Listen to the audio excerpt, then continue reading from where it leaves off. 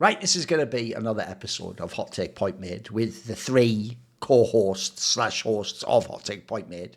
That's me, esports historian, guy just makes good points. You know, I put the spice up there, but there's always justified. It's Maui, who I'm told just comes up with contrarian takes, and all he does is he sits there cynically thinking of what would make you, a random person he's never met and didn't know existed until I mentioned you now. Somehow he actually is able to have a crazy theory of mind where he can think what you think, and then he just makes his opinion the opposite just to irritate you personally. And then there's Kassad, who is just loud, Balkan, and knows nothing about CS. So the worst nightmare combo of all time. All three of the worst things all at once. Fucking hell. So basically it's just me, a popular guy, and two people trying to fucking, I don't know, ride my coattails or something.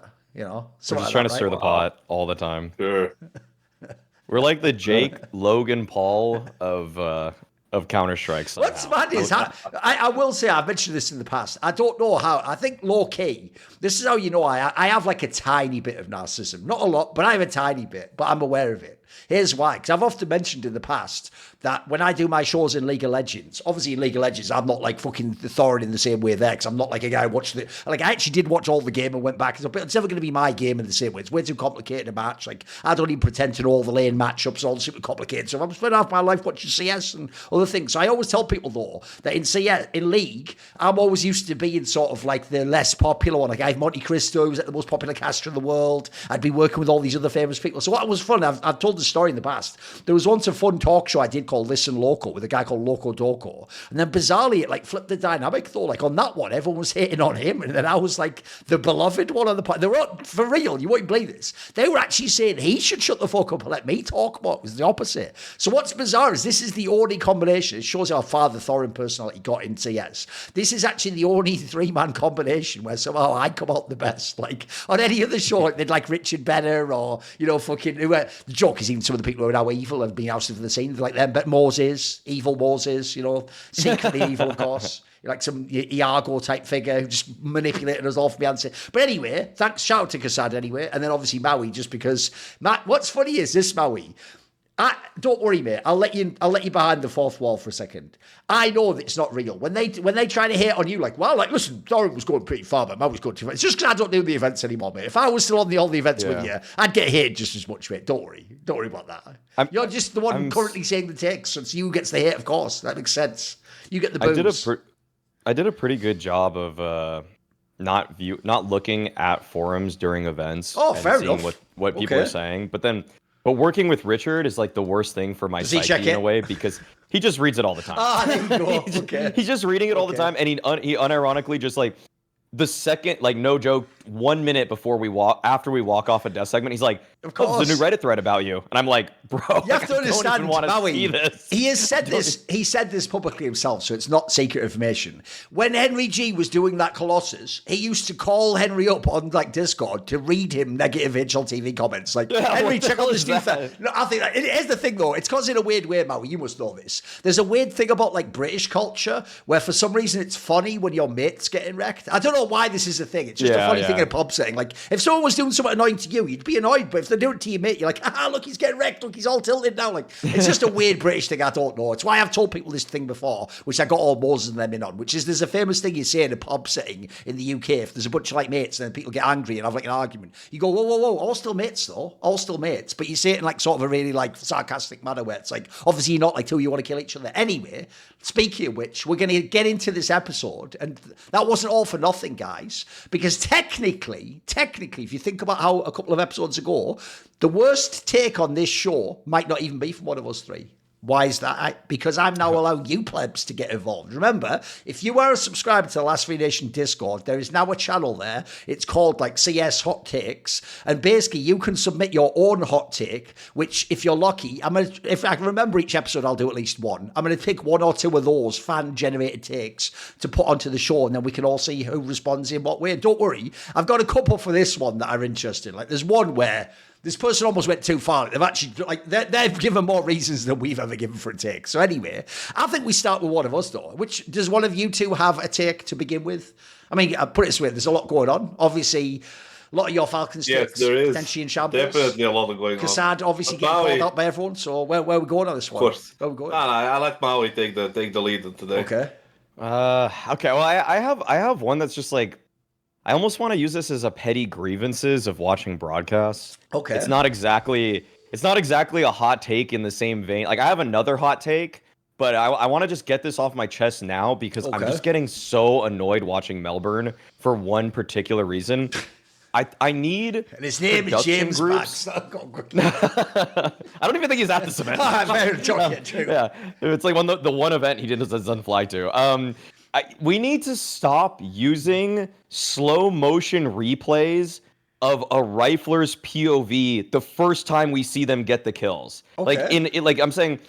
So there was a sequence yesterday where Rain was getting a multi-kill. He got a really crazy spray transfer against the Mongols. Like he just went like boom boom, and it was like so fast, but we didn't see it from his POV. And then when they run the production or they run like the replays after the round's over, they did it in slow-mo, and so it just kind of looks like he's casually moving his crosshair from one guy to the next guy. And I'm just like, I don't know. I still don't have a feeling for how hard that was because it was obviously ridiculous from Mongols POV. Like the observer even showed the two Mongols people like, and he switched immediately from one to the next, and you just see dead, and I just wish that it's just a grievance with watching a broadcast, and I'm like, when I'm trying to watch how good a rifler is, I think the most impressive thing usually is turn off X-ray and then just show the kills in full motion. I think that is the most impressive way to appreciate what a rifler does. But I don't want to see slow-mo with X-ray of him getting 1-2 bullets off on one. I don't know. It just takes away from the excitement. Opping slow-mos are good actually, but I think like rifling slow-mos just need to stop. Okay. Any thoughts on that, Kassad? I have no idea what the fuck he just said. Like he was talking about slow motion. Just think of when the round's over, Kassad. Think of when the round's over. All the things that were happening in the last few days, you picked out the slow motion. Because IM Melbourne keeps doing it. They keep doing this. They keep doing this, and it's just. I don't know. I do as a viewer. And you are the only one. It's a bit of a self-indulgent hot take, it is. It's a bit of a self-indulgent one, you know. It's a bit of a fucking nonsense. That's what it is. It's just what? Who cares about the replays? I don't give a fuck if they show it 10 times or 1 or super slow motion or extra fast. And I'm not gonna determine the fucking how good a rifler is based on a fucking replay being slow motion or normal speed. If I wanna watch how good he is, I'm gonna watch a demo or something, or whatever. Right? Look at the stats, look at the something. But I don't give a fuck about the replays.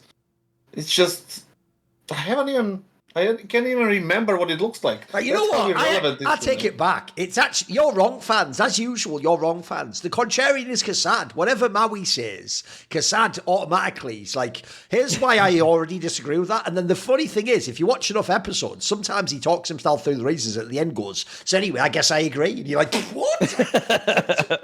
he by default. I have to process it. But the thing is, like, when did it because you're going too far the other way now. Here's the reason why you're going too far. Call people contrarian just because they're normal, like normal, reasonable people. Yeah, sure. All of a sudden, that's the fucking that's the problem. Fucked up thing in this fucking world right now. Here's the problem. Normal people are considered contrarians.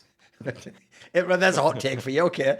As usual, Maui, he's done a hot take. Just a slip in. I know. The Kassad slip in. It's a complete non sequitur, of course. It doesn't make any sense as a hot take, but don't worry about it. No, here's why you've gone too far, Kassad. Because, look, I'm with you in this part. I don't really give that much of a fuck. Like, it might be one of the weakest, most piss weak hot takes we've ever had on the show. Because it's basically just something that mildly annoyed Mauisnake like yesterday or something. Like, it's not even some widespread thing. It's not even affecting every broadcast. It's just like occasionally they show a clip not at full speed. Listen, here's what's sad. I'm initially with him. I want to see the clip at full speed initially. Like he says, you get a sense. By the way, it's actually one of the reasons why I'm actually a hater of a lot of old school frag movies where they like sync all the kills with the music of like the beat, etc. I actually think that sucks because it sort of like ruins the feeling of like what's going to happen because you essentially, when you know the rhythm, know when the next kill's going to come and it makes it like it removes the surprise of the clip and all of the. But The problem is, so I'm with you on this, Maui. If I was watching the broadcast, like I actually do get mad triggered when there's an amazing kill and they don't show it on the replay, for example. You never saw it on the observer feed. Like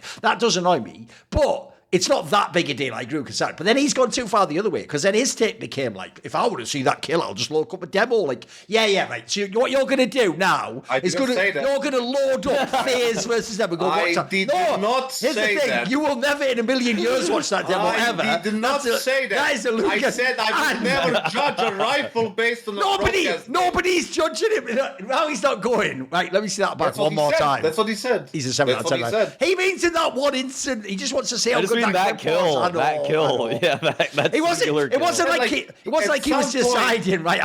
Right, Rain, you're fired from FaZe because of that kill. What kill wasn't good enough? At some point, he said, "Listen." At some point, he said, "Like this, okay. I don't know how good the rifle is." Yeah, and then he's listed all these fucking. That's an incidental side thing. That's an incidental. It's right there, of course. Okay. But I don't even have the sound on. You said like you mentioned something like. Fucking about the sound. I don't have sound on when the game is on. Just watch the game. Okay. Like, who cares? But the thing is... What's crazy? Maui, what is so crazy is he's doing some sort of boomer version of what kids do where they're like too cool. Like, who gives a... Hey, old man, who gives a shit about all that? Like, that's fucking chill, bro. Like, I don't take it that seriously, man. Like, well, I fucking but do you watch the game because of the sound and the casters and shit? I will say I actually do half and half. Like, for example, the reason I don't mind doing the live watch view party is I just have the sound off, mate. I just think of myself. So I'm with you on that one, but... yeah, so you agree now on the... Yeah, but I also do think Maui has a point. Like, I would just like to see... Like, well, it's that big a deal. The sad thing is, it's such a shit take. Like, why are you battling it? No, just agree. Like, it would be nice if the clip was take is just beneath the show. It's beneath the show. Like you want to do a read. I'm just using it for a grievance. I'm just using the platform for a grievance here. It's okay. Like you can do a do-over. We don't have to go for our takes. You can do another one. Okay. We just forget about this one. Right. Try it this time, Maui. Do a better job. Try again. Very disappointed with that take. Right. Do you have another one? Just beneath the show. Come back to me. Come back to me. All right, okay. Come back to me. Okay. Okay. So, he's gonna apparently he didn't have a long flight, so he didn't give a time to think about it. I have another take, but I want to monopolize it with my grievances and takes right now. All right, so I tell you what, shall we alleviate some of the tension in the room by bringing in a fan take? Because I've got a fun one for you, Kassad. It's mainly you I want to hear this from. So what I'm going to do is I'm going to say the take initially, and then I'm going to give you some reasons, right? But you can tell me, do you want to just go wild on the take first, or shall I give you some of the reasons? So the take, just listen, the opening gambit, like that show Porn Stars, like best I can do is this. Yes. Right, the opening gambit is, the Astralis era was fraudulent. Their success was primarily due to a weak scene throughout. Shall I give you some reasons? This isn't my take, this is a fan take. It's by someone called Alex. Do you want to hear the take? Right, so his actual take, by the way, this is a hell of a hot take. The hot take that the Astralis era is fraudulent is a hell of a take. So he says... Point one, the Magisk move was forced on them after Kjaerbye joined North. They would have continued without a roster move. So he's basically saying that was accidental. Then he says the scene was weak at the time of the move. Several rosters were past their prime. FaZe after they lost Boston final. SK were number 2 despite being past their prime. C9's Boston major lineup, I assume he means because it broke up later on. Mouse Sports led by Chris J at the time. Na'Vi lineup that had Flamey and Edward did not become a top team until roster moves. Liquid with Steel. Technically, they did have the Brazilian Steel there briefly, if you remember. G2 and Fnatic's French and Swedish rosters. I won't do all the reasons because it's actually quite long. I'll go quickly. Then he says, a large portion of the Astralis era overlapped with the Krieg and Org meta, which reduced the skill gap significantly.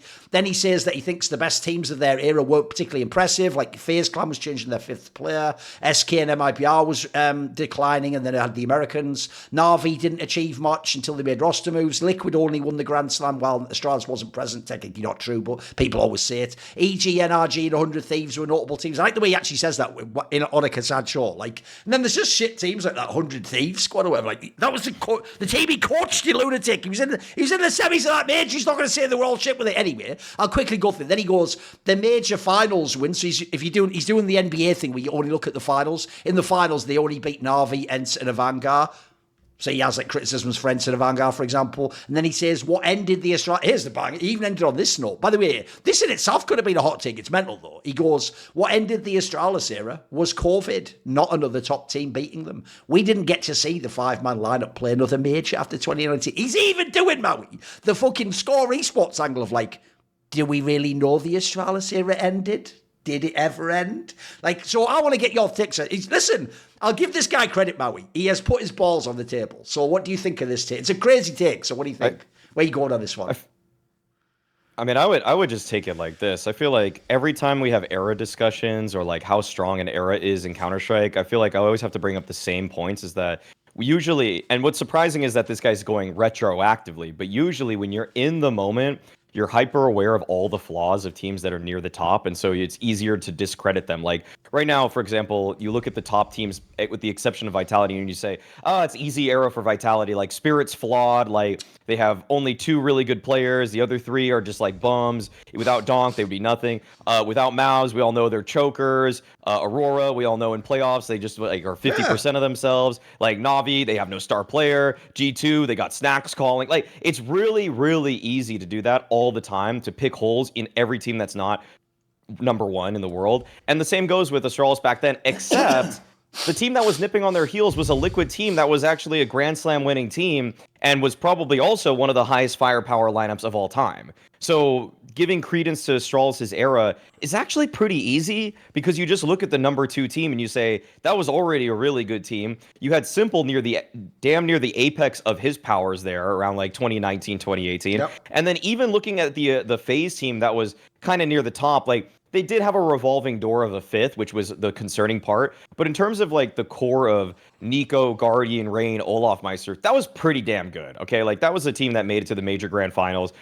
Beyond that, I think there is room for hesitation, and but like I don't think that it gets that bad. Like I think in fact some of those lineups I think about them pretty favorably. Do I know that they have flaws? Yeah, like if the number 4 team in the world at that time was FaZe with like a Dren or Neo, or I don't know, they swapped around a couple people at that time, then sure, I'm going to be a little bit hesitant to say this is the most competitive era in 2018, 2019. But on top of that, like what makes the team interesting at world number 1 and like why it's fun to compare eras is if the number 1 team in the world has a reason that like there's no strong weaknesses, then it's going to indicate that there is that there was a reason that they were number 1. I mean, that seems kind of recursive in discussion, but like it's just like you have one of the greatest clutchers of all time in Xyp9x as your support player. You have a Glaive who is also one of the best fragging in-game leaders. He was so sneaky himself around smokes. And then the core of Dupree, Device, Magisk, I don't really think I even need to explain that. Like when they were at the peak of their powers, that was just an unbelievably strong trio. And I feel like the only way that this discussion gets kind of muddied is like the wrinkle that Vu brought in is like, was this just a super team? Like, was this just the first extremely effective super team that Astralis were? Because when they were formed, like Magisk basically was the best Danish player not on Astralis when they got him on the team. And in many ways, this should have just kind of been a side grade for Careby major MVP. But in reality, it actually made them the best team ever. I don't know. I think this takes pretty bad because, like, if you look back every 4 years and look at the gameplay, which I have done over many eras, it will look worse. Like, watching the teams that played against Astralis at that time, like, if you watch, say, the semifinals Na'Vi versus ENCE, where Simple chokes that one versus, what was it, Aerial or X7, like, on Mirage Triple, it's like, you watch the whole thing back, and it's a little bit disappointing watching how they're wanting to construct around. Like, it feels like they're not going through all the steps that a modern team would do it. But but like, it's still about playing within your era and showing that you're a cut above in that era, which is what NIP did in 2012 and 2013. It's what Fnatic were doing in the 2014 roughly era time. It's what LGSK did in 2015, 2016. And then moving on from that, I guess there was like a little bit of a gap in 2017 for me, but like 2018, 19, Astralis was just unbelievable. They were just so good. What do you think, Kassad? I think this guy is like embarrassing our name that we share, like Aleksandar. Another take we should be allowed He should fucking change his name before he like. Everyone who's called Alex is really letting this show down this episode, so I've discovered this. Okay, fair enough, all right. I didn't crazy, thought right? that angle. Okay. Yeah. But the thing is, like, to say something like that is extremely like, I don't want to say stupid, but like not very well thought through, right? Because that person, whoever that guy is, that he sent that take, obviously didn't watch the demos of the Astralis team from 2017, 18, and 19. Because if you compare the teamwork there, it's not even comparable to teams today. Nobody since or before that had a teamwork like Astralis did.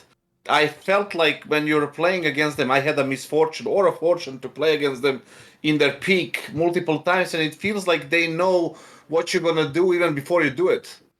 They feel ready for any different scenario. There is a flash always coming. There is a smoke, always extra smoke, somehow on the spot, exactly where you are just gonna attack. There is a extra guy there, which is obviously Zipnix. It's not just the clutching, it's the rotations, it's the positioning, it's the glaives calling, and on top of everything, they didn't have a superstar. Yes, Device was one of the top oppers, but they didn't have a superstar. NIKO was a superstar. Simple was a superstar. Before that, it was what? Before that, it was Kenny or Guardia. I don't even know. It doesn't really matter. But the point is, like, Astralis didn't have a superstar. They were a team, the perfectly built team, perfect pieces in a perfect spot, right? Saying accidentally Magus came into their fucking, he tripped and then landed on a fucking server on TeamSpeak. No, he got there, he got a shot, and he fucking delivered, right? In those years.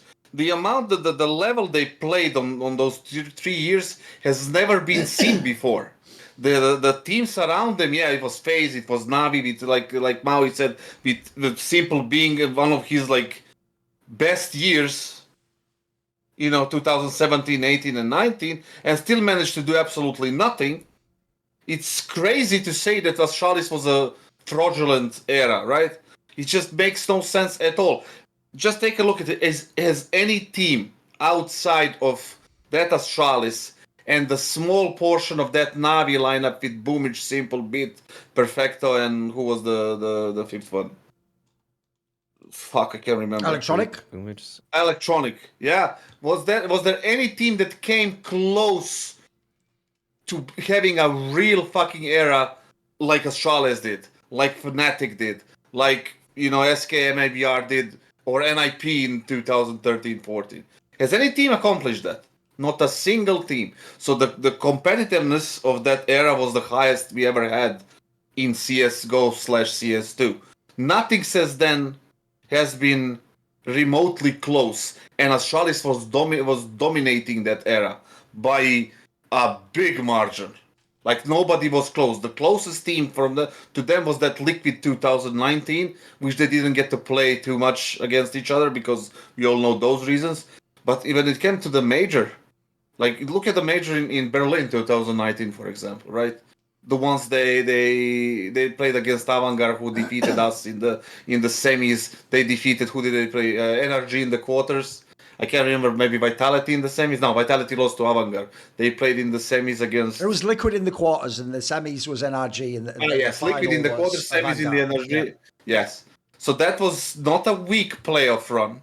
Outside of the finals, Avangard had like a Cinderella run, but NRG and Liquid in the playoffs, 2 out of 3 games, that's a solid run. Yeah. Not like, for example, Vitality in Paris or some shit like that with Into the Breach, Apex, and Gamer Legion, right? The CCT playoff. So, saying that it was fraudulent, like, I like the fact that he brought reasons that he thinks they're they're there. Yeah, he did his work, some of the work, even though it was throwing rocks from one place to another, just pointless, right? Just fucking nothing. I just think the term fraudulent is being sort of thrown around a little bit in a weird way lately. Like, for example, like, I said the last time I used fraudulent, or I guess fraud watch, was like, I said, for example, Sonic should be on fraud watch, but that's different from being a fraud. Fraud watch is kind of a fun way to say, like, let's make sure that this person isn't just completely check stealing. But saying fraudulent when you win, it's like, how could you possibly say four majors is fraudulent? It's having a most dominant era of Counter-Strike by a single team without a superstar. I understand his whole point was about, like, the competition was not that difficult, but which is not true. It's simply not true. When you have NIKO in his fucking prime, Simple in his fucking prime in FaZe, and a bunch of other teams that can actually, like NRG was more than a solid team back in that in that era. Team that didn't lose to anyone except for the teams like Astralis and Liquid. Like you had Mouse, who was he mentioned Chris J. Chris J wasn't a bad player. Like he was delivering in big games a lot. Yeah. Mouse was a good team back then, so it's just saying something like that is stupid that he should change his name to like Maui, maybe. No, just kidding. The problem with this take, I agree with a lot of what you said, by the way. I actually do think this take is absolute ass. Like, it's actually one of the worst takes almost possible to create, because what he's done is take the best team ever and try and make it sound like as though we were all just like imagining that they were this amazing kassad. Because I'll start where you started there. I actually do think the giveaway, in my opinion, about this post is, even though I agree with the kassad, he gave a lot of reasons. You notice those reasons sound like someone who didn't watch Astralis play, though. They sound like someone who's looked up on the Wikipedia, because you're right, kassad. If you look at the things he's listed as reasons, he just takes it for granted. Like, for example, like the Chris J one's a great remark, mate. When he just says mouse spots led by Chris J at the time, he just leaves it there, because what he's doing, as far as I can tell, is he's thinking, well, Chris J's irrelevant now, and he was never an all-time great IGL, so that he must have been shit. Weird. That's like you looked it up on Wikipedia, dude, because here's why that's a really bad take. Anyone who watched that team knows that the brilliance of that team was it wasn't a super tactical team. They obviously just had Chris J call the strats, but then people like Sonny obviously fucking did stuff in the team, like the secondary caller. They had like Rops was in that team. They had some pretty smart players, and they kind of played like their international team. They played like poor man's phase, like a loose international squad. And yes, Chris J wasn't Carrigan, but mate, they were beating like Peak, Simple, etc. Simple and Electronic were on that Navi team they were losing to. They were beating Virtus Pro and Phase themselves. So the weird thing about that is that sounds like you're using like you've done a great job on Wikipedia trying to find quick reasons why. But I'll go with what kassad said. The most obvious rebuttal here is just the eye test, my dude. That is eye test the best team to ever play Counter-Strike. And by the way, I'm not even saying for CSGO. All of CS. I've watched every version of CS. There was some really good tactical teams like MTW and Zonic back in 1.6. They were on this level, mate. Like, they were like a bit ahead of their opponents, and that was impressive at the time. Not only did this eye test-wise, the way the strats flowed together were unbelievable, the mid-rounds that they would make in this team. But then also, if you actually do know, like people like Maui and kassad do when they watch the demos, if you actually know the meta of the era, they also they weren't just ahead at the beginning, guys. I always say this, the most underrated thing about Astralis is almost the entire era they were ahead of everyone tactically. No one ever caught up. Like, let's say, by the way, I can tell you, even the people in Team Liquid, like Zeus and those in the first year, that 2018, they even look back themselves and go, maybe we took the wrong approach, because we tried to copy what they were doing. We thought, like, if it's like the same things, by the way, they didn't think, like, look, they've got all simple and that we can't beat them. They were watching, like, wait a minute, what if we just do this? What will work for us? It never did. I'll give you the best example, in my opinion, ever, that Astralis just was the truth tactically. It's when they would do that thing where they would win all those Nuke T-sides, when Nuke was super CT-sided. And you know when they would do like a million variations of that smoke pop in the vent kassad, where Glaive would just go straight down. That looks easy if you're a noob. That is so fucking hard to make work the way they did, mate. Like, loads of teams tried. In fact, every team scouted this even and tried like different nade combos and spamming. They would still do it all the time, and you just couldn't stop them winning. Like, I actually think this is a terrible take, because like eye test wise already it doesn't work. And then even if I won't go through all the reasons, because he gave a million, but basically these reasons are an example of what I don't like about how people do analysis, which is he's actually giving all those teams there sucking. But it's like one of the main reasons those teams sucked is because of Astralis, though. Like, I'll give you the obvious quick one, which is in 2019, he himself agreed that Liquid only won because Astralis wasn't there. By the way, that's not even true. There was 2 tournaments Astralis attended that Liquid won. There was Pro League and there was the IM Cologne, ESL1 Cologne. But even so, think about the logic of what you're saying. So the moment Astralis, by your logic, stop attending events, a different team with all-time great players shit on the whole scene.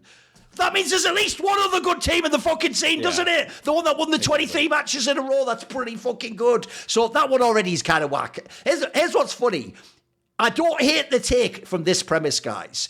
What he's saying instead is, right, I agree with you, Maui, get fraudulent, the word, out of here. Zonic is in no sense a fraudulent coach. You can say you think Zonic was fraudulent in how he coached Falcons. Now we're having a conversation. But I'm with you guys. Nobody who won 5 majors with different players was a fraud. Like, that doesn't even make sense. It'd have to be the craziest conspiracy ever, where everyone pretended this guy was a coach and he was never doing any of it. In which case, by the way, the obvious question is who was? Because spoiler, Glaive wasn't on Vitality. I don't know if you guys did or didn't see that one. Like, by the way, they won a major without Magisk. So to me, the idea justifies shooting people with the order.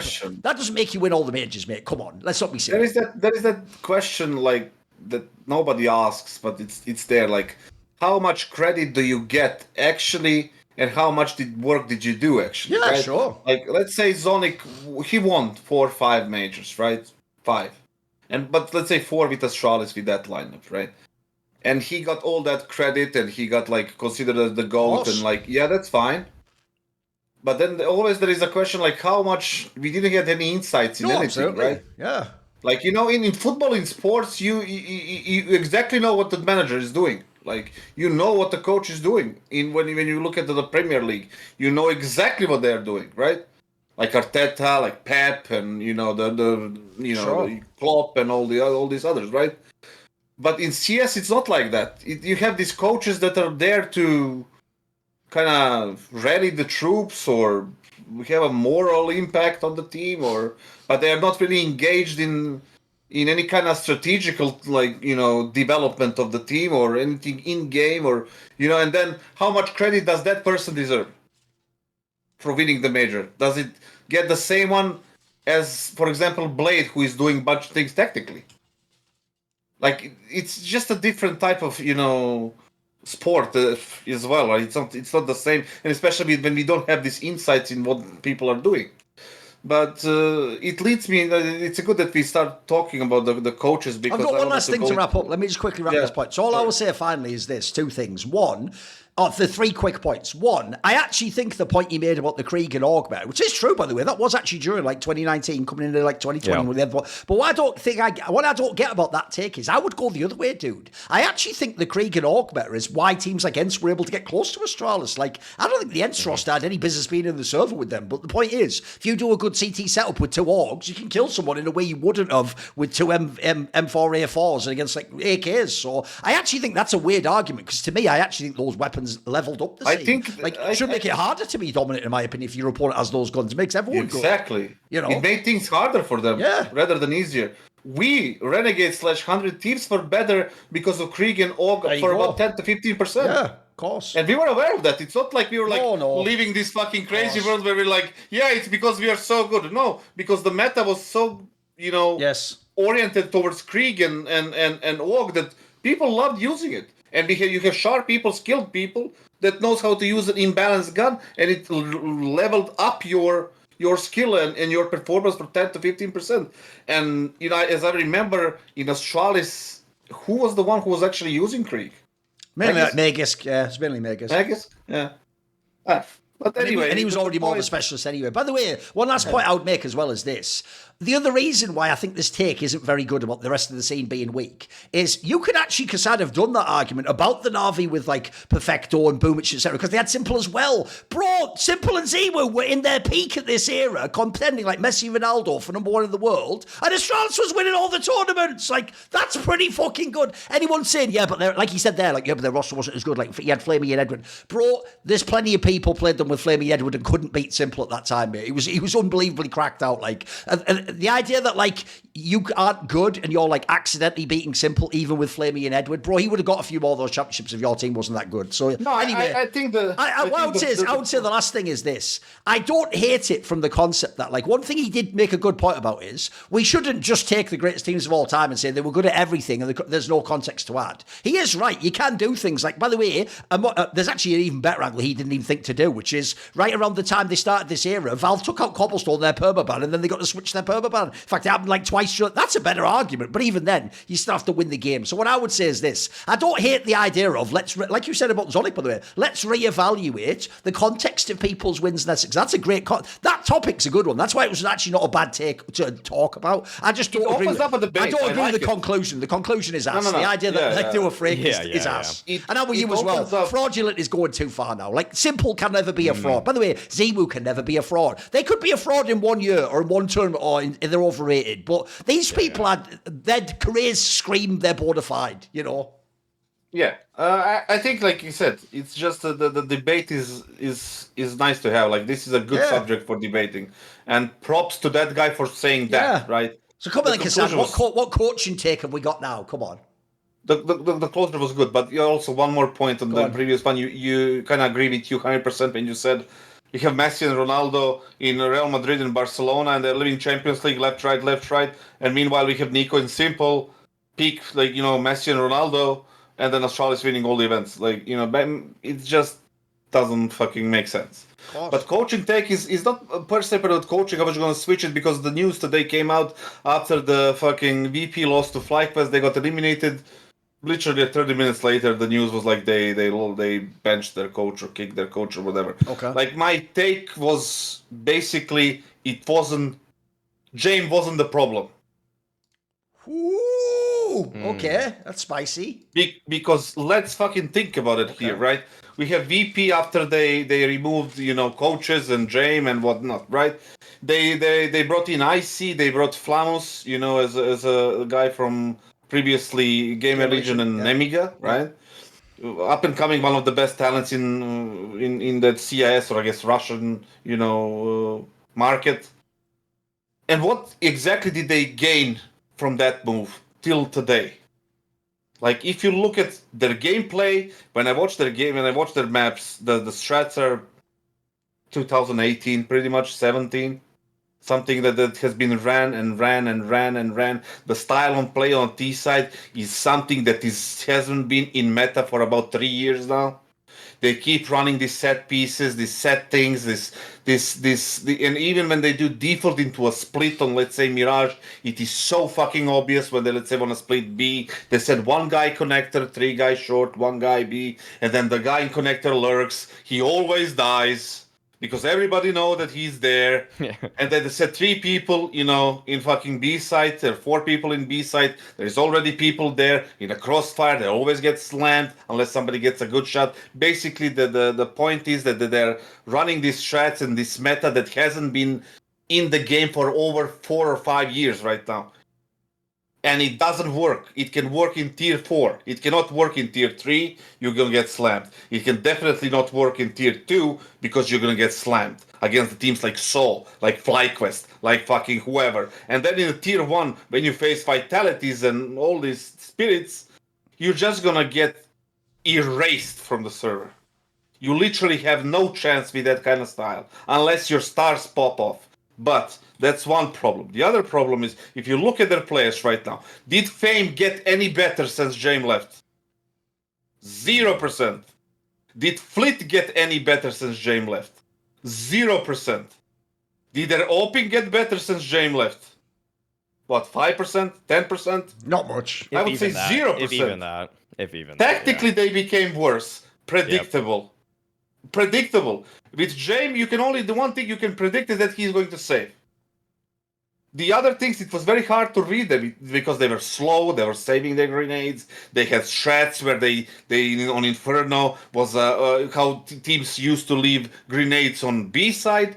For example, there was a VP with a default where they drop an extra smoke to the pit guy, and then he smokes the holes first time at like 55 seconds left, and then they focus on middle. They have like a strategical plan in how to use utility. Now it's 2018, strats for 2018, but it's 2025. And then who is the 5th player? Electronic. Did he become better IGL than Jame was?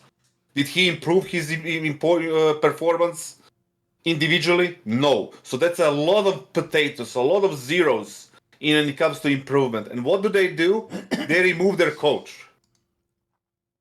What the fuck does that even fucking mean?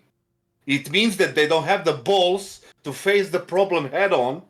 It's also technically the second coach. They already fired the Dastan guy too. So Dastan and then another one. Yeah. They fired another one. That the guy who was in 9 Pandas before with seized and stuff. They got him, and there was that weird clip where nobody wanted to like shake his hands, and God knows what happened there.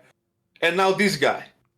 And they're going to bring somebody new who cannot say shit to any of those players, especially, for example, Electronic, who is probably super tight with the ownership or whatever the fuck is happening there.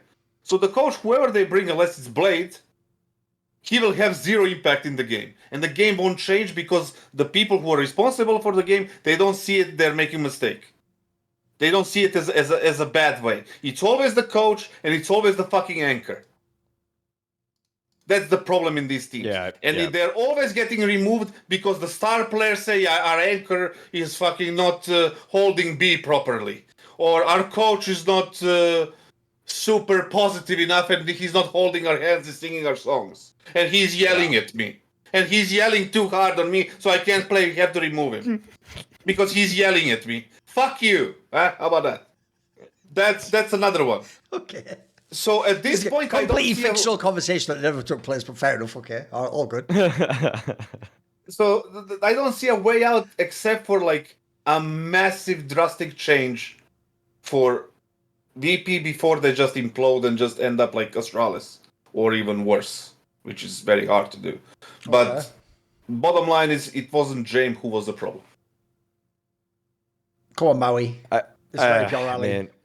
I mean, just watching this VP team is it's kind of just depressing. I mean, I feel like I think when you make that point, I actually it piques my interest just because I feel like when Jame, the pieces that Jame has had and what they've gone on to do, I don't think anybody has proven that they're better out of a Jame system.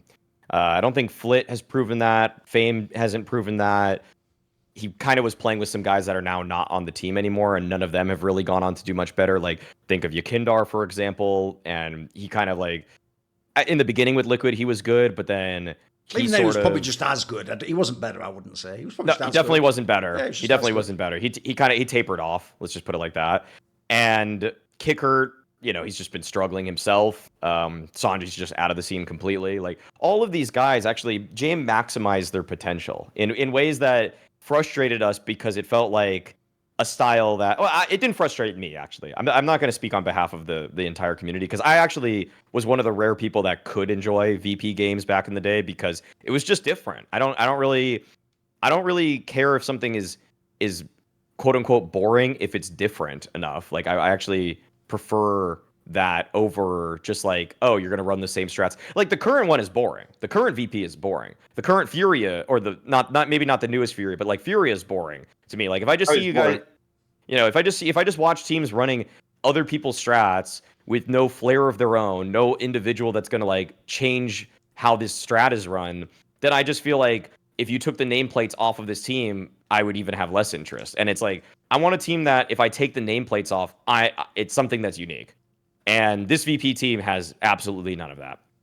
And that's kind of, and I feel like Fame and Flit, probably a way to like spin this to make maybe a different hot take, is like, these guys have been weirdly like the most protected but sort of average rifle duo for a pretty long time now. I don't really know why I don't know why the conversation is not really about them underperforming, and it's usually centered around other things, when like Fame and Flit are just like really average riflers. Like, they're not real. They can win you some like tier 1.5 event maybe if like none of the top 10 teams are there. Like, they're the type of duo that would be good at an ESL Challenger event. Okay, like, they're not the type of guys that are going to win you or get you deep into like an ESL Pro League. And I feel like they've never been those guys, and to think otherwise is kind of like putting too much pressure on every other point of the staff. So I like the take, just because what is indicated to me that Fame and Flit deserve better than this. Like, if that's your core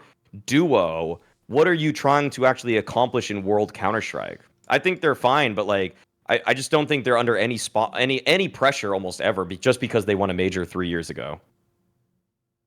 Yeah, it wasn't. It's just, I don't know. I'm reading the statement right now before Duncan pops in. Like, I'm reading the statement of these guys. It just makes no fucking sense. Like, they put out the fucking news while they're still on a fucking event. Yes, they dropped out, but they're still in Australia. Like, they make things awkward right now for everyone. Like, I don't know if it was like preset, but if it was preset, why the fuck is he even going? Like, if they knew, just fucking tell him before the event. Maybe you spark something from you inside your team, right? Maybe like a jolt of some sort of a fucking, something, motivation, or like shock the team so they can perform better. Don't bring him in and then sack him in the middle of when they're still in Australia.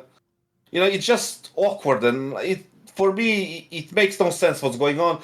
Fleet and Fame, yes, they're definitely average. Like, they had a potential back in Rio. They were like great, and you can see the the offensive defensive kind of combination, solid rifles. But since then, nothing. And they removed Jame because they think that he was the problem there. And you said it as well. From Kicker to Sanji and fucking Buster, he and together with Dastan, obviously, he kind of got the best out of them. They were playing not 100%, but 140%. Those guys. None of these guys is even relevant anymore. Buster, Jame, Kicker, nobody. They're irrelevant completely, like ghosts. And they won a major only 3 years ago. And they removed Jame, paid fucking $1 million for Electronic, and God knows how much for Icy, and God knows how much for Flamus. And they still got this. Dead last at the event, losing to FlyQuest. With, whatever that lineup is. So go, Dunk. I will say, here's the problem. I don't really... if Kassad phrased it differently and he just said Jame wasn't the only or the biggest problem, then maybe I'd come closer. Because I do think he was a problem. With that said, when you have won a major as he did, and also he got like Sanji and Adren line up to a fucking major final, and then he even won his major with Norbert. Like, these are all things which, look, at the time, there's different context, but on paper, those are amazing pieces of trivia, by the way. Then I didn't think of some of the other trophies when he won that blast right after the Vanguard one, where they became Virtus Pro, where they won that blast in like Moscow, whatever the fuck it was. He won a whole bunch of people don't know of like ESL Challenger events. I know people go, lol, ESL Challenger. He was beating a lot of your favourite teams to beat those events, win those events, by the way. Like, essentially what I'm saying is James actually won a surprising amount of tournaments for someone that actually was, fully enough, treated like a fraud and like he was a total bomb and an idiot and he saves all the time. Ha ha ha. Like, here's the thing. I'm not a fan of his style of play. I actually think it's not only bad to watch. I also think it's actually one of the hardest styles to make consistently work, which is why I always pointed out,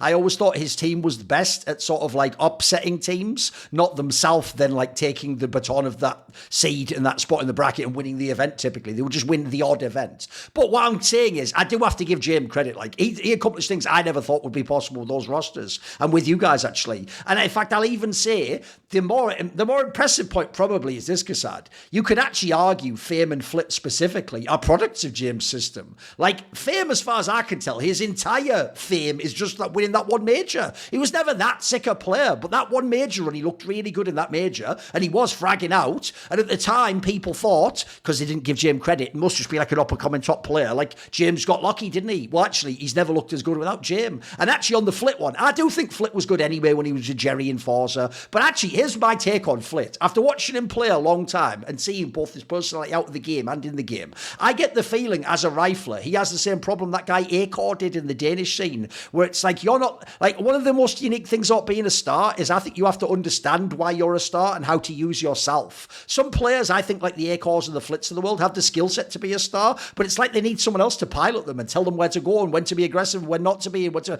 like, that sort of player, like, by the way, has withered under people like Electronic. Like, it's really, really, really struggled. The problem I have is this. I'll make it fairly quick on this one, which is, I put it this way, the problems they had with Jame do remain. I'll agree with that, Kassad. But I also think part of the reason why is I think this roster doesn't make any sense. And I don't think Jame being here would have made it better, though, is my problem. Like, put it so I agree. They actually still play the really slow style if people don't know. The maddest part of all is I see himself now actually plays like Jame used to with the AWP. It's fucking bonkers. Yeah, he plays super passive. He doesn't go for any like crazy shots. He saves all the time. It's actually really weird because it's almost like the spirit of Jame does live on in the team, doing all like some Force Ghost, just doing all the same shit. So, but my issue is this: I do think a lot of it is Electronic. So in a way, I know what you mean, Kassad. It's not totally Jame. I do think Jame was part of it. And then also another reason why I'm actually quite underwhelmed by Electronic's era is because think about this. I actually thought when Electronic joined with Jame and Jame was the IGL, that would fix both players because Electronic as a player was a bit like Yekindar. He was like a super stud, aggressive rifler. And I thought, right, think how great that partnership was where they sort of played off each other or they like coexisted on different ends of the spectrum. Instead, Electronic became like Jame as an IGL. That's the weirdest part of all. Like, I'll give it to Yekindar. Yekindar at least has that other perspective on the game. Electronic doesn't even IGL the way Electronic the player would want to play. I don't get it. So I find that so weird. And I do think, by the way, the reason why I'll never say this VP is shit is I think that Flamus guy, this is why it's actually sad Ash will never get his credit because he barely had him in Game Legion. I mean, that guy is a really interesting player. Like, he does so much on their fucking T side. There's a, like we was talking about Stair last episode, there's a player where if I'm kicking taking people. I'm keeping that guy, mate. We're building with him in the squad. We're keeping him and like one other, and we're starting out again. So no, I do think they need massive change. I do think they've got some massive flaws as a team. Also, by the way, one thing that definitely didn't improve even when they kicked Jame was they've still got a dog shit map pool. So that can't only be him at this point in time. Like, I'll tell you an obvious reason why I just do not believe Electronic so badly needs the twist treatment of like, get the fucking IGL in over here. Let's go back to using the AK. Because, bro, here's the giveaway, Kassad. Think about how the whole time in this lineup of VP with Electronic as IGL, they have been dog shit on Mirage. Bro, the whole map is mid-rounding on T-side. So that tells me you're just not a great IGL. You're just not. Because it's not a lack of skill. I think you have good players in this team. You actually even have like a nice mix of like younger players, experienced players. You got it all. Like, so I in a way I agree, Kassad. It wasn't only Jame. Put it this way, it wasn't just Jame and taking him out removed it. All the same problems exist. I do think he was part of it though. I would ask you that. Would you say he was also part of the issue? Like, would you have kept Jame essentially, Kassad? Depends a lot of things, like, because you said the bad pool was kind of, shit, and it still is. There were periods where Vertigo was good and Vertigo was totally shit. When they, like, even back in the overpass, they were good, and then all of a sudden they turned to shit. It's just all over the place. I did like when Jame played, they had some sort of an idea what needs to be done. You can clearly see the plan. You can clearly see what's going on. You see people, like I said about utility. You can see people moving. It's like the timings are right. It's like they are really well organized. The style of play was like, boring and, very draining and all this shit. And then people need to use to that. But would I remove him? I would probably remove him together with Electronic. Right. And then give somebody else, such as Boomich, right? They're Russian. He's Russian. Oh, no, I will say, by the way, with this team, I think it's the easiest fix of all time. Here's what you do. Yeah. I see an Electronic on your bike, Boomich and Dexter, welcome to the team. There we go. Let's play some CS. Maybe not Dexter, but definitely Boomich. I'm not really sold on Dexter yet. Right now, after this one event. But I think in their team, they need a more up-tempo player, mate. That's the thing. I see was just playing like Jame. By the way, in this team, they even did actual Jame-era shit without Jame, who's gone ages ago, where they, like, run out of time to get in the fucking bomb site, mate. Like, the amount of times I've seen them do that is actually criminal. It's fucking... That's not even usually a thing in the modern day. Like, all the utility runs out way before you get to the site. Like, they were actually missing loads of chances to get the bomb down, mate. It's crazy. Boomich Dexter would be definitely an upgrade. It would be that shock for the team, right? The positive shock for the team that that you can see something, because Boomich also had good ideas when Navi was playing. He knew how to kind of utilize at least some of the players. Okay. I mean, there was a reason beside simple that Navi was good then, right? It was also the way they played. Yes, Beat was also good. Perfecto was good. Everything was like they were solid players, but there was the way they played. It was also reminded you of Astralis. I mean, we had that take before. Also, you could just argue as well, in a weird sense, the biggest genius of all is just Blade again, because what he did is he was like, right, you know what? That simple Electronic line that's done. So I'm just going to unleash sleeper agent, fucking Manchurian candidate Electronic to just ruin the whole Russian scene, like team after team. They're going through them all, but just activated him, hadn't he? No, it's crazy. I think the reason must be a couple of reasons why they're saving him. Simply because they overpaid him, right? So they kind of need to. Oh, by the way, Kassad, I've got an angle for you to ask you about. To make it fair, because we've done this on past episodes, don't you think it comes off pretty badly that there's all these clips on camera of Electronic basically screaming at people and telling them they're wrong? Like, bro, you're fucking shit as an IGL. Like, that, for me, that's pretty. Exactly. Like, think of all those clips where he's like going on. At people. I like that. That's the one positive thing about Electronic that I like. What? When you're not calling well, that is not. But it's not justified. Exactly, it's not justified. No, warranted. The thing is, what IGL would you rather have? Like, Boomich. let's say, what IGL would you rather have?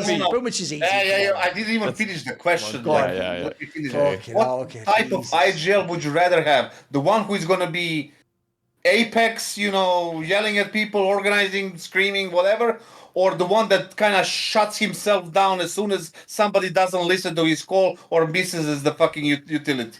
Can I have a third one that's not a straw man? No, there is no third one. There is no third one. He doesn't even give me one. I know.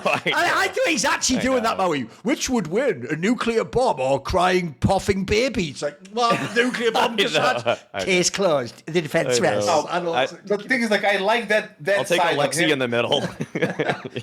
I know. Can I just not have any of those two options? Can I just I'll take Alexi who tells Ema to shut up once in a while. That's about it.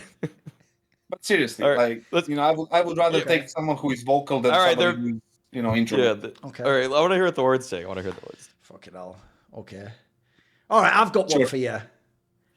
I actually think, in light of the fact Falcons are here with M0NESY and NIKO now, Vitality, it looks like, by the way, they're going to win everything this year. Like right now, there's no reason for them to stop winning. I actually am going to go with like a take like Maui's, but I'm going to go one even better than that. So I'm going to take Maui's take. You know, Maui had the take that Spirit won't win any titles this year, but his reason was it was the year the Dragon ended, March or whatever it was, whatever that take was. I'm going to take that, but I'm going to go one higher. The reason why they won't win any more trophies with this 5-man lineup of Spirit Maui is because of DONK. Now, the reason why I'm saying that is this, because the key detail that changes everything, in my opinion, this year is that news that implies Keisuke is going to go to Falcons. Because, bro, what that actually implies is they don't think they need him in that team and they need the extra. That basically means, Maui, if that's at all true that they're even considering that move, that means they don't agree with us that they actually have any kind of a foul power issue or like it's too much weight on DONK. So the reason why I say I think DONK is the reason they won't win any more titles is because this actually does remind me, fully like that guy was saying about the Astralis era. You remember when that year when Simple was the best? I always thought one of the worst things about that year, 2018, was it did sort of make people in Na'Vi be like, actually, we can just have Flamey Edward, it's fine. Because they had Simple as well, and Electronic too, to be fair. So I think what they used to do was you could still beat Astralis with that team. You could still beat Team, like you could beat everyone in theory. So what the problem is, in teams, if you think it is possible to win, oftentimes a factor of being a good team is you don't just give up. You don't just go, I better kick someone. You just keep working at it. It's like Na'Vi have they still haven't like considered the roster move because they're still thinking, there's a way out of this. So essentially, the problem is I think DONK props them up too much. And the difference was I was cool with it at the beginning of the season, guys, because when it was only Vitality and nobody even knew if they'd make it yet. No one knew how Elite would do on phase. I actually thought if you looked at the rest of the scene, it was fine to keep that roster because if DONK is at MVP numbers, you have a chance to win each time. Bro, I don't actually know that they do have a chance now. Remember, every final's BO5 nowadays. Now we've got all these dangerous teams, like I said. I think if you look across the board, even when DONK does play like that now, they're still just going to come like semis or make a final and lose. They're not going to beat Vitality in any of these finals. So I actually think, sadly, it's one of those classic ones where they will just look at the team. Like, this is fine. We're like number 2 of number 3 in the world. It's like, yeah, but I don't think you're going to win events. And the worst thing is, if this means you let the Keisuke guy go to Falcons and you're just sitting there permanently with this roster, I think you're not going to win. I'm kind of with Maui now. I thought it was too harsh before, but I also think if you look at the change in landscape, I could see them being like the 4th best team now. They could be, basically, I could see them almost getting into a position like Na'Vi is now, except the difference is they have DONK. They'll win the odd big game still. They'll still make some finals here and there, you know. But I'm on Maui's train. I don't think you're going to win any more tournaments, Kassad. I think this lineup is going to have a hard time. Are you implying between the lines that Spirits to become better, they need to bring that Keisuke guy? No, but I just think the fact they don't even seem to be considering that. Like, pretty sweet, Kassad. If you ever have a player, like, if anyone had known what M0NESY was going to be or what DONK was going to be, you'd never ever sell these players, right? You'd bring them into your team, wouldn't you? Like, essentially, we've discussed this in the past. One of the things, actually, from the NBA that I changed my take on is I've changed my whole position on how you do drafting. Because since we're drafting, you can never really know where your team's going to be in a few years anyway. I actually think whenever you have a draft opportunity in sports, you should just take the best player available. And if it's ever like a generational talent, like you have the number 1 pick, essentially, you should never do like one of those ones where they just take like, well, we just need a big man. Like, no, if you have the number 1 or number 2 pick, you take the like potential generational player. You take the guy who's going to be like Kawhi Leonard or fucking Kevin Durant or something. So the reason I say it is this, Kassad. I think the idea they think they don't need Keisuke implies they think the current squad has enough like talent, firepower, whereas the problem is I don't think they do, mate. So if you're going to sell that player, pretty sweet. Think about this, Kassad. You're not taking the money from selling him and then going and buying Flit or something, are you? Like, it's just probably not happening. You're probably just sticking with who you have. No? Maybe just they think that Keisuke is not good enough. That could also be true. I think some NIKO M0NESY levels of GMing here, but I think that's more probable. I think they're aware that Vitality. I think that they're aware that Vitality is ahead of them right now. Okay. in every aspect. Ever since they got drops, they are ahead of them. The results are showing. The head-to-heads. The fucking everybody sees it. Like, Well, let me ask you this then, Kassad. Well, at the moment, while you still have Kiyosuke, it's free to try, right? You could just give it a go. Like, it's not gambling, right? I was gonna get there. So isn't that kind of telling? You are kind of giving away. Let's say this is true. He's going to Falcons or somewhere else. We're just guessing, yeah. You are kind of giving up on at least a shot to try with him. Maybe because they think like, okay, we try with him, it doesn't work, his value drops. Maybe we won't sell him to Falcons for like 1.5 million. Maybe we try him, he goes like, he doesn't deliver, and then his value from 1 million drops to like 200k. I would even argue, though, Kassad, I would actually argue that in theory, Kiyosuke should have more value in the Spirit team than even to any other team, because the difference is, every other team does think they're buying Donk. He doesn't have to be Donk. They've already got Donk. All he needs to do is be better than either Magic's or fucking Zontics, exactly. I think it makes more sense for Spirit to use him, mate. Yes, absolutely. I do agree. I don't think they should sell him. Like, if he's what the community thing is. Although I'm not sure. I can't myself either. Until I've seen him play tier 1, you can never know exactly. It's hard to say. It's very hard. It's nearly impossible. But let me ask you this. Like, let's say you want him in Spirit main team. Who are you replacing? That is the tough question. That is the fucked up question. The problem on that one is, if I just think it through, I can keep going between the two. Like, part of me thinks I'd replace Zontics because I feel like it's just more of like a star role. But then again, I also think Zontics is actually, if Zontics could just only do his role and someone did frag more for Magic's position, I also think you could get away with it. So it's hard on that one, mate. I think Zontics is a really hard player. By the way, he should be their like problem child player. It's not someone you can kick, but it's like tricky to use. I don't know. What would you do? Let's say he's swapping with Magic's, right? And at the same time, Zontics is under less pressure and under more pressure. Under less pressure because he doesn't have to frag that much because now. His other guys' frags will be, going to Kiyosuke. But then the other teams are thinking, maybe we should hit A rather than B where DONK and Kiyosuke are. Maybe we should make our game plans towards the other side and forcing other side, which puts a lot more pressure to the guy holding the side, which is Zontics. And he doesn't deliver enough numbers, then, what do? Like, they switch him too, and it kind of chain reaction there. The only valid argument for them not selling him is the one that you mentioned, is like that not even losing a chance to even try. Because, like I said, is like Vitality is ahead of them. And if Falcons keep spending this much money, at the end of like fucking 2027, they will probably be ahead of them too. Because they keep buying and buying and buying because they have unlimited money. Spirit doesn't have unlimited money. They are very conservative when it comes to spending, right? Even their salaries are not that big, and now they have these academy teams. They're using their money and resources towards that kind of aspect, right? That they're just getting players into the team from the academy, which was like Vegas, which was Zontics, which was Donk and other people, and now possibly Kiyosuke, but we don't know. Overall, losing the chance, like I said, to even try is foolish, right? I would at least try, and even if it decreases the value of Kiyosuke. Obviously, this was tied into the take. They won't win any more tournaments. What do you think? Will they win tournaments with this roster? The only way, right? I mean, if you eye test right now and everything that's going on, Vitality is invincible at the moment. But we thought like that about many other teams, and then of course, yeah, right. What can happen? What can happen for Spirits to win the event? Let's think of it like that. I mean, I think Spirit will win Astana. Donk and Shiro have a crazy ass tournament with the backup of one of those three.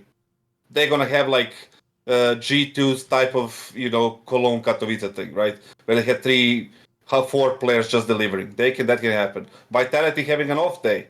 Oh, right, but the way Mau's right. Astana technically doesn't have Vitality or Maus, or Falcons by the look of it. So maybe they'll win that event. But I mean like an event with all the teams there. Yes, I know what you mean. But like top. Yeah, exactly. Top of the teams. Yeah.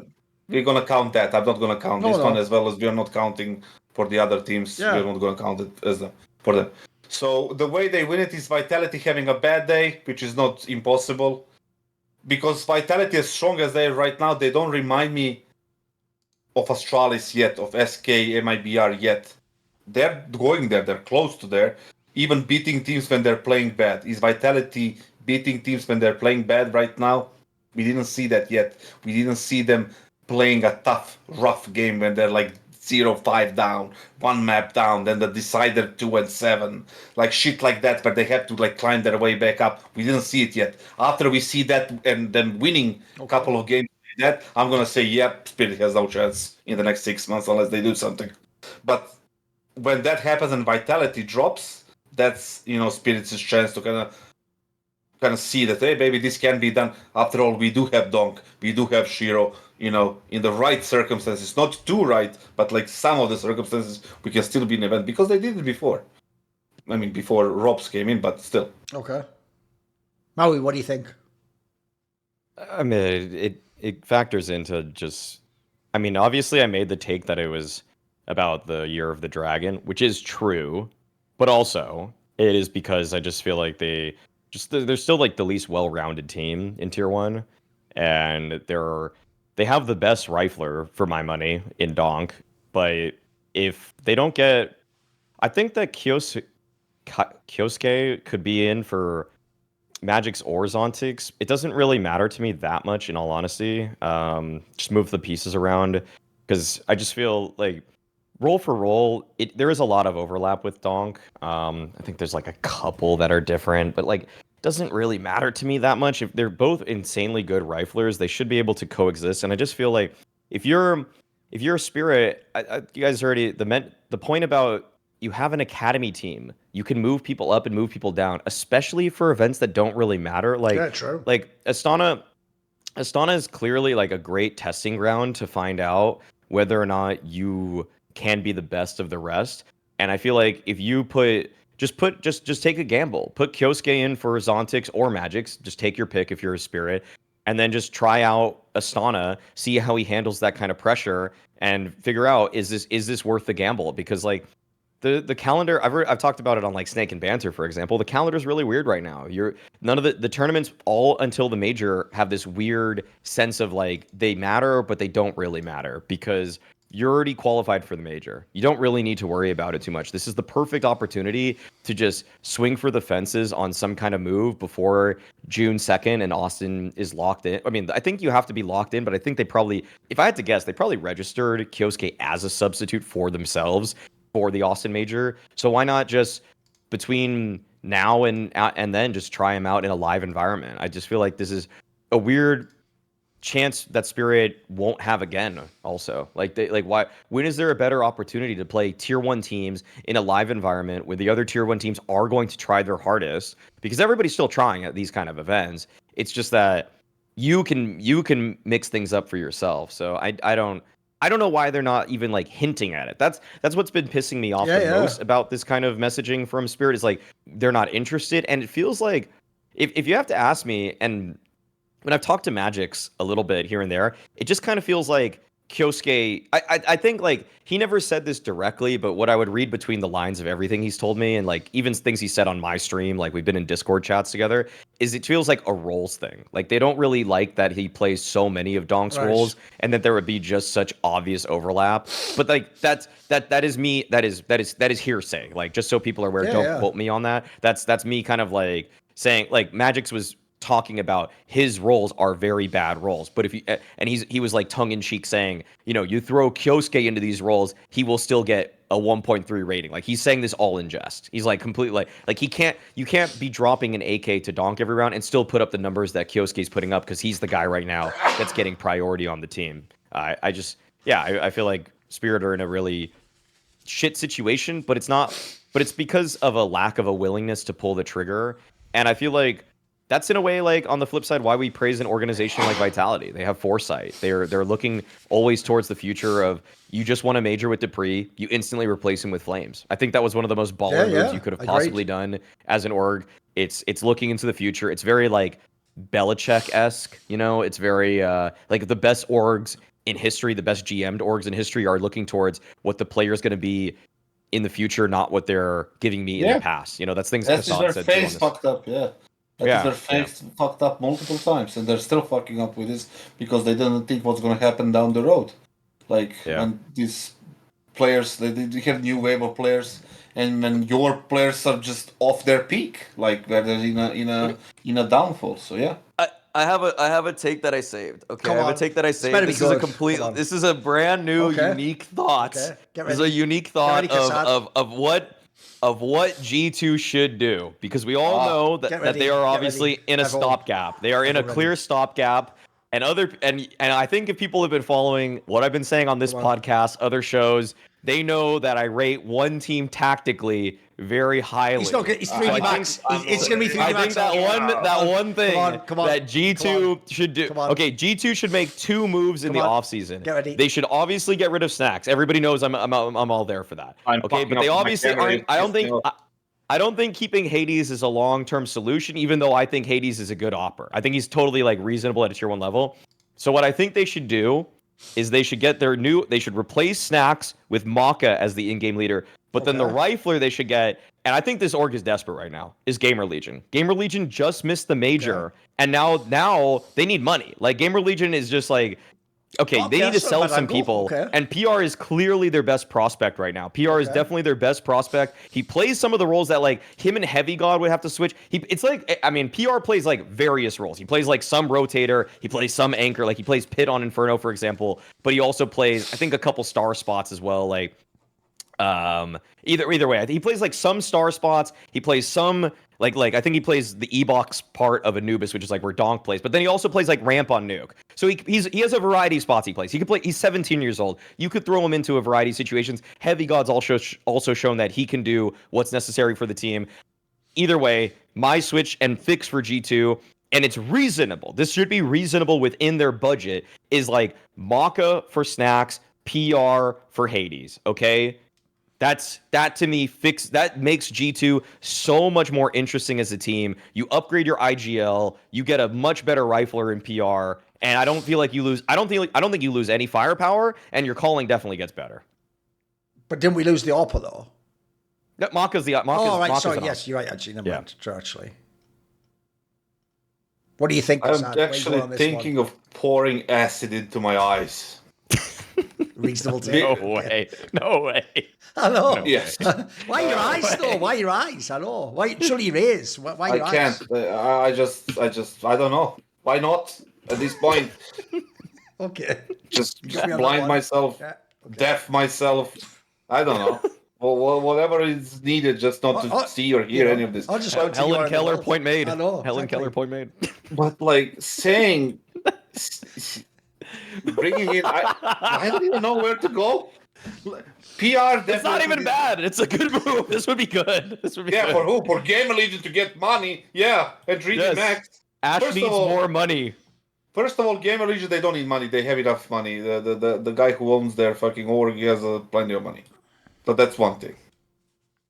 The other thing is like Maka is 27 years old. You want to bring him into a G2 on the opening role together with the IGL to compete on the highest level. He's younger than Snax. Wait. On the highest level against the ops like Zaivu, m0NESY, Torji, Shiro, all these other oppers to compete against them on the open level, 27 years old, and leading at the same time this young team. And for you, that's a good move. Yes. I don't see how It gets rid of you... Snax. It's a good move. Yeah, but I mean, yes, if you want to take that, just bring anyone. Don't just bring a 27-year-old opera. That reminds me of that G2. They're Actually, using a that's what 25-year-old opera right now with Hades. That's what G2 does, but they're on the loan for 3 months. Okay. Yeah. But that's what didn't they bring Jax when he was 28 into the G2 back in a few years ago? Yeah. That's what they do. Maybe you're onto something. But the thing is it makes absolutely no sense. Nobody would profit except for the people selling those players to G2 because G2 would profit 0. Tactically 0. Skill-wise 1% because he would probably get a couple of more frags than Snax does. Right? Overall, PR would be a good move because definitely he deserves a better team. I think that kid is pretty good, especially on LAN. I think he doesn't feel any pressure. At least it doesn't look like he feels any pressure. He delivered on his debut performances. eye tests show that he can shoot, he can handle himself on clutches in pressure situations. I think it was where was it, Katowice this year, where he played well. They just like kind of didn't make it at the playoffs. That was the last game. But overall, does he deserve a better team? Yes. Is that team G2? I don't think so, actually. Maybe one more step before he goes to organization like G2, right? Somebody who has aspirations towards trophies and titles and like deep playoff runs and stuff like that. Because in Gamer Legion right now, he showed his only pressure was like at the beginning, right? Because Gamer Legion is a team that's not considered a tier 1 team. It's a team that's considered like maybe Duncan, you remember this, like Leon in previous years in French. They're like tier right? 1.5. Yeah. They're like tier 1.5, really. Yeah. Well, more, something between 1 and 2. I wouldn't say tier 0.15 because it kind of alludes being tier 1.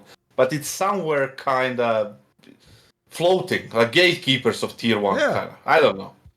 But overall, the kid deserves, unless Gamer Legion kind of get some better players, so after they didn't reach the major instead of ZTR 1000 or whoever like they want to remove, because Slend and PR and who is the fifth one, I can't remember, are a pretty solid core in a sense, right? Res, of course. Are a pretty solid core, and now they have to change the leadership. We don't know if Ash is gonna stay there or not. That can change things up a little bit because people are joining that team to be with him, because he has this massive impact on the team and he has a lot of say and voice and everything.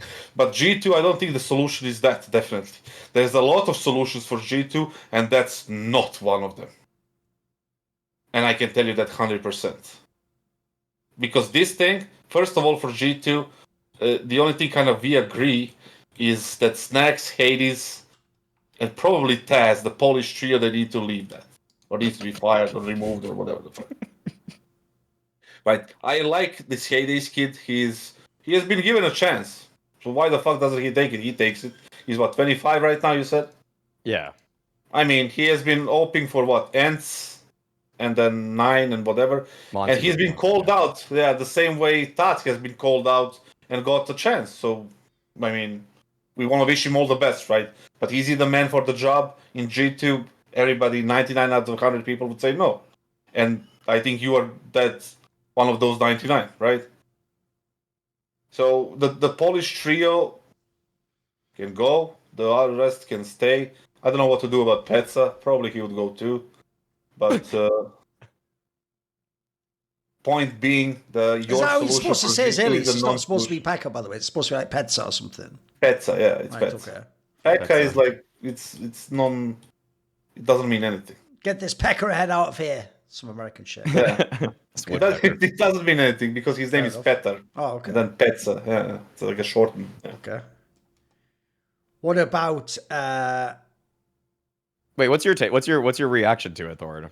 Here's the thing. The problem is, again, kassad, the immortal catchphrase, it is a hot take, sure. So he was trying to design a hot take. Where it Yeah, but wouldn't- you can like fucking make an excuse for a shittiest No, take. the And reason just why... because it's a hot take. What makes this a hot take is this. Notice he hasn't picked really big name players. In fact, he's picked no name players, hasn't he? Like, the joke is, half the people watching this show, kassad, barely know who Maka is. And by the way, he's around a million years. He's playing like ESL Pro League about like 7 years ago. So guys, like, it's been around a long fucking time. But that's not the player. Like, everyone else, remember, wants like fucking Dexter, some massive name Orpa to join. And then the PR one's also actually, that's actually a pretty even decent take, because the joke is, the PR guy, this is where I'm sick and tired of people in esports. There's a concept, maybe you guys get what I mean by this, where once you have a Malbs player, then everyone will go, you should just get another Malbs. And you go, no, that doesn't work though, because until they become a Malbs player in G2, you guys never think they're that good. So like the PR guy actually one day could be a Malbs type player. He actually did look, I agree with you guys, he showed a lot of promise in his early form. I agree with you. He also looked awesome on LAN, by the way. Like, he didn't fucking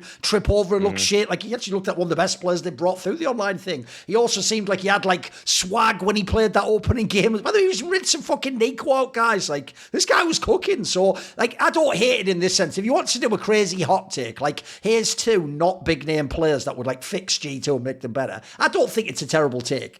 The problem here is, Kassad, you're taking it as like, this is what G2 should do. Like, this is where it depends what should is and what the context is. Like, if I'm Petzer, by the way, in the future, I've said this before, we'll probably do some content with him. I get the feeling you're going to find out it's going to be like Zonic, and he's just going to sort of tell you, I didn't have a choice in this player, I didn't pick this player, someone else maybe kicked this guy. So I think he's going to end up like that, because I do get the feeling like everyone else thinks the obvious answer to this team is, you have to sign massive players with the millions you're getting from M0NESY. Like, I put it this way, I even think fans have been quite kind to G2, saying just get Dexter and Tessas because they were just kicked out of Falcons. That's more like a feel-good sentiment. I think most people actually are worried about the fact you can't buy a NIKO M0NESY even with the millions they've got. Like, that's the real... By the way, it's why you notice, even though loads of people don't think Simple's that good anymore, a lot of fans did say maybe G2 Simple, because what they're desperately grasping for is a big name that could change the whole squad and make it a champion again. The problem is, I sort of agree with Maui.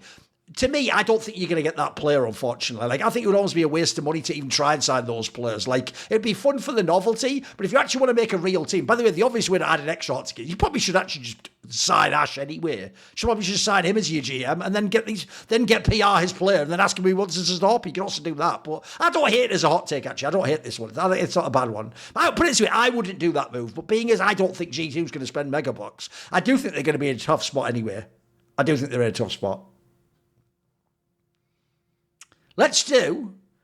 So we do this last fan take as the last take of the show? Because this one's along these lines. Are you ready? I've already picked the most blistering hot fan take, so get ready for this one. JM99 says, NIKO and M0NESY will never win a major together. By the way, he did this post like after it was known that like M0NESY's going to Falcons. It says, reason being, NIKO is seemingly allergic to top IGLs. Previous talent-stacked rosters featuring him have failed to take home the major. And the NIKO and M0NESY combo floundered compared to LXCB's Na'Vi last year. 3 of NIKO's previous IGLs have won majors without him. Even then he says, I know I'm cheating by including Snax, even though he didn't win as an IGL. And then he just throws in at the end, also, Kicks and will never win a major. Thoughts? I'll go first because I feel like Kassad's been the most against this Falcons team. First of all, I just feel like if you have I mean, this is the take we've had about, or I've had about them in the past. If you have a top 2 rifler in the world, you have a top 2 opper in the world, and you just have pieces around them that are probably at least top 10 per role, you have a chance to win a major. Spirit just did it, you know? Like, Spirit did it with almost like, you make the rifler a little better, the opper a little bit worse, and they had guys that are just kind of sufficient per role, and it's always possible. That could be from a bracket draw. That could be from the one random guy like Tessas overperforming. You know, that's all it really takes. So to say they would never win is a bit ridiculous, because I also feel like M0NESY Falcon, unless like the Saudi money dries up, I don't know why NIKO and M0NESY are leaving this team. You know, I don't think they're going anywhere, and they're just going to keep upgrading the pieces around them. Whether or not this is the 5-man iteration that NIKO and M0NESY will win a major with, I'm not sure yet, but I already think it's possible with this 5-man lineup. I feel like they're probably the 3rd most likely to win the upcoming major, which already gives them a good chance. And if this doesn't work and they replace, say, Tessas for Kyosuke, well, now they're even like 20% more. They might be the 2nd most likely team after Vitality to win the major. In that case, the take is kind of ridiculous. So yeah, I think yeah. Okay, so now yeah, what? Because Kassad's out on this Falcons team for some reason, it feels like. The thing is, like, for this Falcons team, yeah, I was always criticizing the last 16 months of, like, you know, constant failure, 2 different lineups, shitty interviews, all these things, and all of a sudden after they won fucking whatever the fucking event was, $1 billion later and 16 months later, we're supposed to think they're some sort of fucking best team in the fucking planet? No, they're not. They're not. Even if they win Melbourne, they're not. Because we're gonna see what really means pressure and what really means a proper event once we get to Boston. And we get like the major end. And then we're gonna see who is who, and if Vitality is good as we think they are, or is Spirit good, is Falcons good. This lineup of Falcons, I can agree with that guy. What's his name? Duncan? Who? That guy who made this Lars? Or no. Oh, JR 209 or something. Oh, JM99, the fan who asked okay. his take. I thought he had a You're talking about fucking Falcons there. Okay. No. I thought he had a human name or some shit. JM99. Yeah, of course. Great. Just a bot. Bot. The thing is, like, this lineup of Falcons, yeah, I can see why he's saying that. Because we already spoke about this, I think, one of the No, but he last says NIKO M0NESY will never win a major together. He's out on him. Now that's crazy. Like, that's crazy because Maui said they're not gonna kind of go different ways. They're not gonna leave Falcons. I'm pretty sure NIKO won't. This will be his last team. And as far as M0NESY goes, there's no reason to leave as long as NIKO is there and the money is still there and whatever. And they're gonna keep bringing players and spending money, so they're gonna end up having some sort of a great lineup after whatever the time is passed, and they're gonna pretend everything is like, yeah, this is what we wanted, and we're supposed to pretend to be like them because they have like 0 fans right now. But the thing is, like, this lineup of Falcons, I don't think they can do it simply because we spoke about this before. In order for them to do it, they need to have NIKO M0NESY popping off completely, plus at least 2 other 3 players popping off at the same time. We made a comparison to G2, Cologne, Katowice, where they have 4 out of 5 players just playing out of their minds with Hunter and JKS. That's what they need to do this again, right? And not even with that lineup and that type of performance, G2 didn't win a major. With NIKO M0NESY, JKS, Hunter playing well, they still didn't win the major. Are they gonna win with those 2 playing well, with Tessus and Magisk, yeah? Or Kixon? No, I don't think they will. If they buy 2 more players for the next major, yeah, there is a chance. To say never, that's a bit of a stretch simply because of the circumstances. I don't think NIKO is, what did he say, allergic to... I think it's the other way around. Allergic to good He means because no, of Carrigan and Lexi B, etc. Like, I think it's the other way around. Maybe they're allergic to him, and they don't understand him. Okay. They don't know how to use him. You don't have a single player in that fucking Falcons or previous G2 or FaZe that can say that NIKO was difficult to kind of cooperate with. Not a single one that I know. Maybe you know something that I don't, but I don't think I have ever heard anybody say that. No, but here's the problem. Even though I'm not joining with this guy, I will say he does have a point, which is you can say that about Carrigan and Lexi B, but they did win majors without NIKO too.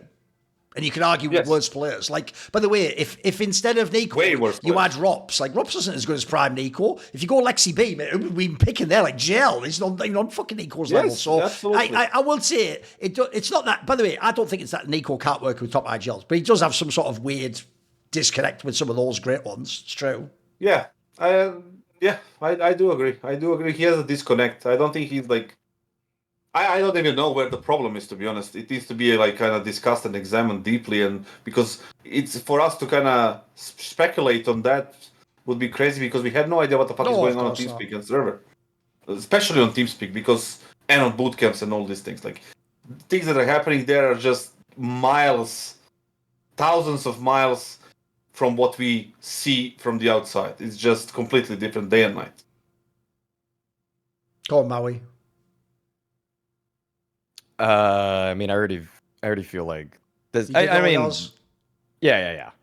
Right, I'll just say the gist of Mist for me is like the problem with the take is it's too spicy because he made it like them together. Just those 2 will never win. The reason why that sucks is they've just joined the one org ever that might keep making Avengers around them 24/7 until they win. Like you pick the worst. Listen, it does make the take hotter. I'll give you that. But the difference is if this was last year and they were both in G2 and you said if they stay in G2 with no combo will they ever win? Now I might be with you because then I could tie in the whole does G2 sign the big players? What was wrong with the history of the team in the past with Lexi B and Hoaxy and what's going on. Because here's the problem I have with this take. It's actually why I went mad on kassad on the last episode, where he didn't even think that you could just say my take of like NIKO M0NESY together will just cook immediately. Like, to me, they are 2 of the most plug and play players I've ever seen. And I think the most unfair thing people do in their careers is they always forget M0NESY's trajectory. M0NESY, the first year, 2022, was like, I can't remember what he was. Wasn't he like 7th or 10th or something in the world? He was like something top 10 though. Like, that was reasonable. reasonable. He was a good player. He wasn't some world beater now. He was actually more comparable to like a Shiro type player now. Like a very good player, puts good numbers up, but he's not like your 1A player, and he's not like the best player in the world or even contention for it. Then in 2023, when they won all the tournaments to a Huxley, he was getting better, but he still wasn't super duper level. I'd say at that point, he was probably like, I don't even know, I'm going to guess it was quite similar to what I'm saying. I'm going to guess he was like 5th or 4th in the world in HLTV. That's also when he was 7th, like, and he was 4th. There you go. That's more plot. So I've always thought, here's the real problem with this take, is if you really had M0NESY last year, but he'd been like that the previous year in 2023, I think they already would have won the major. If you'd have had like 2023 NIKO, Hunter, JKS, and then you'd have had M0NESY in 2023, I think you'd already won. That lineup would be very, very strong. So essentially, along similar lines, it's like I've said on past episodes, I actually think people don't get how far this Falcons thing goes, because there never was a team like Falcons. If you don't know, guys, the best example ever would be squads like Team Liquid, right? Team Liquid has made giant blockbuster moves, but then when they fuck up a couple of times, same with Astralis, if you don't know, they then have to do a year where they go cheap. They have to do a year where you bring in Bro, or you bring in fucking Patsy, or you go, oh shit, I guess you can just be IGL. You have to do the year where you can't spend that money, you have to take a gamble. Falcons, in theory, now that they have NIKO and M0NESY, never have to do that again. They're good. It's like we're saying, let's say this guy, so here's where this guy fucked up, because he even said it had to be just those two, right? So you know he said at the end of his take, Kixon will never win a major. No problem. If that's true, he'll be out there next year and it'll be Shuhei. And if it isn't Shuhei, does Apex want one last year at 100k a month? That's real. Like, that will happen. So same thing. Let's say, by the way, we've all hinted at it. Maybe we don't think Megas is actually going to make it to the top on this team. No problem. It will be Yimfat. It will be perfect. Keep going. Eventually, he'll be one of these players. So my problem is this. Assuming NIKO or M0NESY themselves don't get kicked, I actually think if I'm those two guys, congratulations. You've actually made it in the game now. You now never have to worry about anything except what you do with your mouse and inside the team. Other people are going to look after the squad mate. You don't ever have to worry about all the shit the others do. Like, do I leave this team? Do I join this one? Should I get this guy as my friend? You don't worry about that. In theory, by the way, I'll even add in what I said last episode, Kassad. If Zonic doesn't do his job, don't worry, he's going to be gone too. Then it will be Ash from Gamer Legion. It will be fucking Kassad. It'll be someone, is the point. So I actually think as long as Falcons don't pussy out of this approach, it almost eventually has to work. It's why I gave the example is like a Real Madrid or a PSG. Mate, those teams sometimes don't win the Champions League, Kassad, but they're always pretty fucking good. Like, the rosters, like, you eventually do arrive at a pretty good roster of players if you keep that approach. Like, because you're kind of cheating. It's kind of the cheat code, isn't it? You have unlimited money. That's what I keep saying. I never said like they're never gonna do this or never gonna become this. I was always criticizing the last 16 months and the last $10 million. And Zonic, right? That's what I was criticizing. And the wrong moves and all this shit, right, happening. Yes. I mean, even Richard did the video where he was explaining all of it in depth. And pretty much on point with everything. But like, are they gonna land somewhere in next $10 million or next year and a half or whatever the fuck? Yeah, I think so. I will say one thing though, which is I will say I don't agree with Bowie on that take where it's like, well, anyone could win. It's the thing, I kind of do think that Vitality winning Blast is the biggest fluke of all time. Like, you look at the teams that realistically you're not ever supposed to get those teams. So look, if that happens, almost anyone could win a major. I'm sorry, it is probably true. Like, by the way, if you'd have given that exact run, I've said this in the past, if you'd have given that exact playoff run to like 2023 G2 with fucking NIKO and those, they'd probably won that themselves. Easy. So assuming we don't have a crazy out there, like impossible bracket, assuming it's a normal bracket like we're talking about, like the ones that the normal teams win, it's going to be hard, but I do think they will win one eventually, personally. I mean, the other angle that this guy didn't even factor in, which would have been a better argument for him, was your better argument if you're making it about NIKO M0NESY won't win. You should just try and say NIKO will drop off in a year or something. If that happens, then it might be right.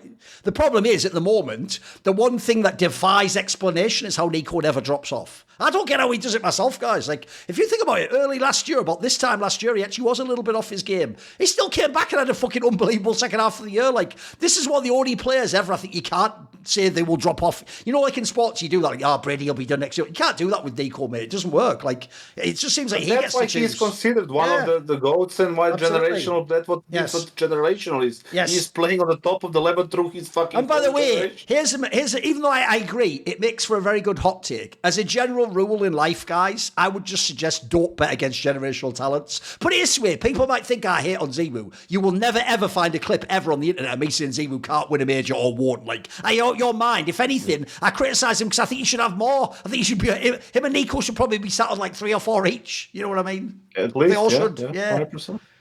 Leave it there, boys. Right, here's the thing. if you enjoyed those hot takes and you want to get roasted, remember, if you don't want your name given, just like I don't want my name given, we'll just say it was by someone random. But we will include future episodes, hot takes from fans. Subscribe to the Last Free Nation Discord. Go to CS-hot-takes and put your takes there. And maybe you too will get destroyed by Kassad.